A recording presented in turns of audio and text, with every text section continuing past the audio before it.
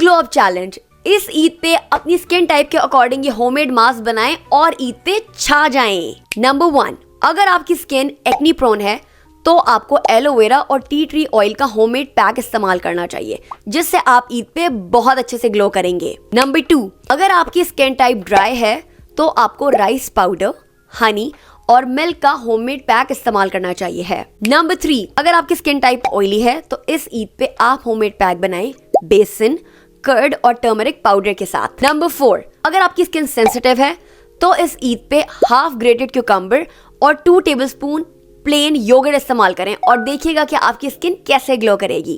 Number 5, अगर आपकी skin combination है ड्राई और ऑयली स्किन का तो आप 1 बनाना और 1 टेबलस्पून लेमन जूस का मिक्सचर बनाएं और उस होममेड पैक को अपनी स्किन पे अप्लाई करें और मैजिक आप खुद देखेंगे। ये मैजिक ऐसा मैजिक होगा जो ईद पे सिर्फ आप नहीं, आपके इर्द गिर्द सब देखेंगे और पूछेंगे आपने क्या किया। तो उन लोगों के साथ ये वीडियो शेयर करें ताकि उन्हें भी इस ईद पे ग्लो करने का मौका मिले।